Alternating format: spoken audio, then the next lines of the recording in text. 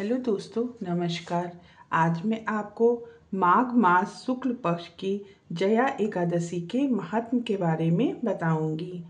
जैसा कि जानते हैं, युधिष्ठिर ने पूछा, भगवान आपने माघ मास के कृष्ण पक्ष की सततिला एकादशी का वर्णन किया, अब कृपा करके माघ मास के शुक्ल पक्ष की जया एकादशी के बारे में बताइए। भगवान श्री कृष्ण बोले, राजेंद्र बतलाता हूँ, सुनो।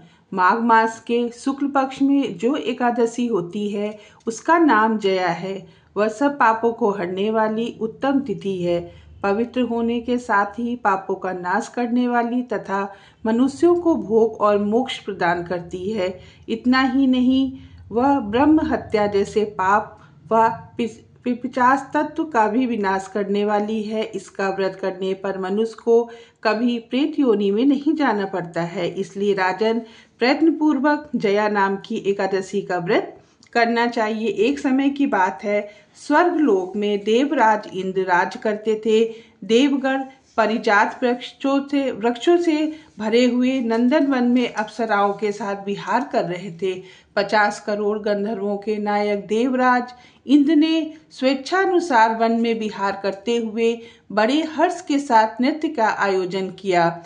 उसमें गंधर्व गान कर रहे थे, जिनमें पुष्पदंत, चित्रसेन तथा उसका पुत्र, ये 3 प्रधान थे।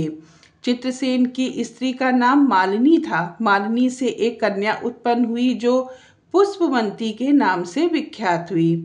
पुष्पदंत गंधर्व के एक पुत्र था जिसको लोग माल्यवान कहते थे। माल्यवान पुष्पवंती के रूप पर अत्यंत मोहित था। वे दोनों भी इंद्र के संतोषार्थ नृत्य करने के लिए आए थे। इन दोनों का गान हो रहा था। इनके साथ अप्सराएं भी थी। परस्पर अनुराग के कारण ये दोनों मोह के वशीभूत हो गए। चित्त में भ्रांति आ गई, इसलिए वे शुद्ध गान न कर सके। कभी ताल भंग हो जाता तो कभी गीत बंद हो जाता। इंद्र ने इस प्रमाद पर विचार किया और इसमें अपना अपमान समझ के वे कुपित हो गए। अतः इन दोनों को श्राप देते हुए बोले, ओ मूर्खों, तुमने दोनों को का धिक्कार दिया है। तुम लोग पतित और मेरी आज्ञा भंग करने वाले हो। अतः पति पत्नी के रूप में रहते हुए पिशाच हो जाओ। इंद्र के इस प्रकार शाप देने से इन दोनों के मन में बड़ा दुख हुआ। वे हिमालय पर्वत पर चले गए। पिशाच योनि को पाकर भयंकर दुख भोगने लगे। शारीरिक पातक से उत्पन्न ताप से पीड़ित होकर दोनों ही पर्वत की कंदराओं में विचरते रहते। एक दिन पिशाच ने अपनी पत्नी से कहा, हमने कौन सा पाप किया है जिससे यह पिशाच योनि प्राप्त हुई है। नरक का कष्ट अत्यंत भयंकर है तथा इस योनि में बहुत ही दुख देने वाली है। अतः पूर्ण प्रयत्न करके पाप से बचना चाहिए। इस प्रकार चिंता मगन होकर वे दोनों दुख के कारण सूखते जा रहे थे। देवलोक से उन्हें माघ मास की एकादशी तिथि प्राप्त हो गई। जया नाम से विख्यात तिथि, जो सब तिथियों में उत्तम है, आई। उस दिन उन दोनों ने सब प्रकार के आहार त्याग दिए। जलपान तक नहीं किया, किसी जीव की हिंसा नहीं की, यहाँ तक कि फल भी नहीं खाया। निरंतर दुख से युक्त होकर वे एक पीपल के समीप बैठ गए। सूर्यास्त हो गया। उनके प्राण देने वाली भयंकर रात्रि उपस्थित हुई। उन्हें नींद नहीं आई। वे रतिया और कोई भी सुख भी नहीं पा सके। सूर्योदय हुआ। द्वादशी का दिन आया। इन पिशाचों के कारण जया के उत्तम व्रत का पालन हो गया। उन्होंने रात में जागरण भी किया। इस व्रत के प्रभाव से तथा भगवान विष्णु की शक्ति से उन दोनों की पिशाचता दूर हो गई।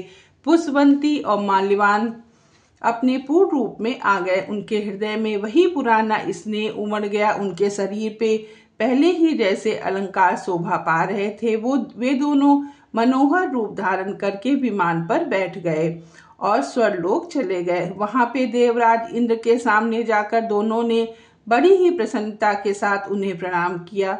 उन्हें इस रूप में उपस्थित देखकर इंद्र को बड़ा विस्मय हुआ। उन्होंने पूछा, बताओ, किस पुण्य के प्रभाव से तुम दोनों का पिशाचत्व दूर हुआ? तुम मेरे शाप को प्राप्त हो चुके थे, फिर किस देवता ने तुम्हें उससे छुटकारा दिलाया? माल्यवान बोला, स्वामी, भगवान वासुदेव की कृपा तथा जया नामक एकादशी के व्रत से मेरी परेशानी दूर हुई। इंद्र ने कहा, तो अब तुम दोनों मेरे कहने से सुधा पान करो। जो लोग एकादशी के व्रत में तत्पर और भगवान श्री कृष्ण के शरणागत होते हैं वे हमारे पूजनीय होते हैं। भगवान श्री कृष्ण कहते हैं, राजन, इस कारण एकादशी का व्रत करना चाहिए।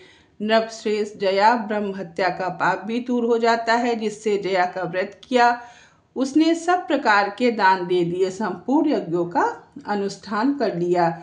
इस महात्म के पढ़ने और सुनने से अग्निष्टोम यज्ञ का फल मिलता है। धन्यवाद। राधे राधे। मिलते हैं नए वीडियो के साथ में।